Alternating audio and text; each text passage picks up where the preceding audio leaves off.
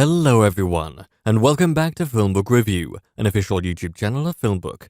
Featured in Google News, IMDb's news desk, and a member of the Critics' Choice Association, FilmBook is an entertainment industry news website that reports on the film and television show industries in the United States and across the globe.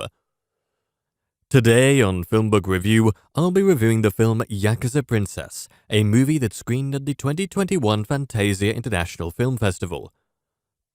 Yakuza Princess is directed by Vincente Amarim, written by Vincente Amarim and Tubaldini Schelling, and stars Masumi, Jonathan Rhys-Meyers, Tsuyoshi Ihara, Kenny Liu, and Eijiro Ozaki.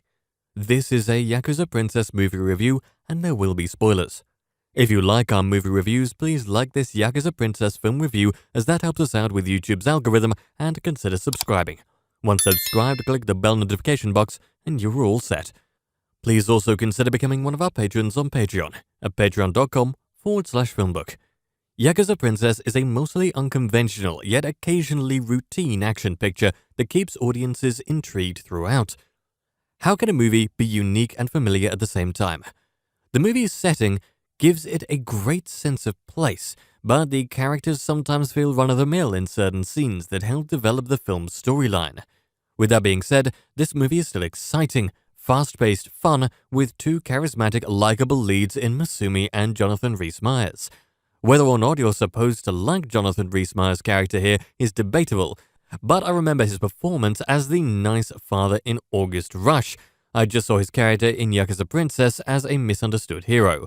After all, his character doesn't remember anything when we first meet him. The film opens with a massacre. A little girl's family is murdered right in front of her. Then we cut to 20 years later in Sao Paulo, Brazil. The little girl is now grown. She is Akemi, who works at a knick-knack shop.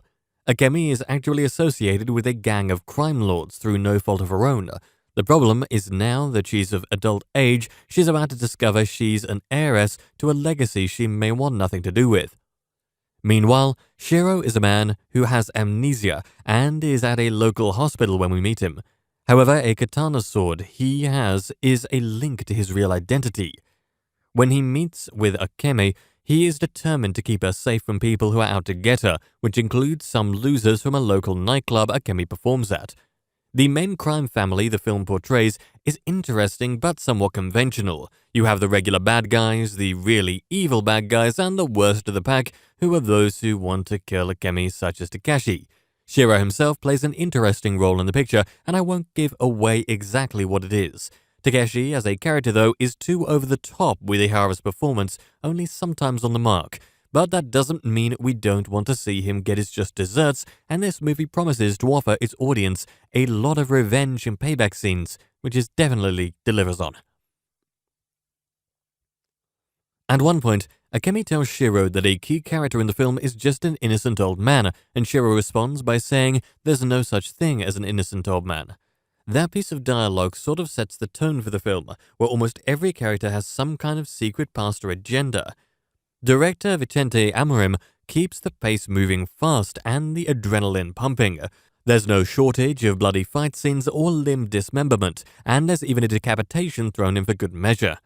Masumi is likable as a leading lady, and she kicks major butt in the action scenes of the picture, which is what the target audience of this movie wants.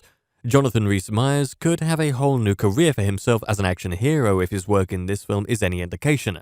The movie sets the stage for a sequel at the end, and I personally wouldn't mind one. Yakuza Princess makes nice use of its locations, and the supporting cast is, for the most part, solid. Eijiro Ozaki, in particular, stands out as a vicious character who has a secret that the movie unveils.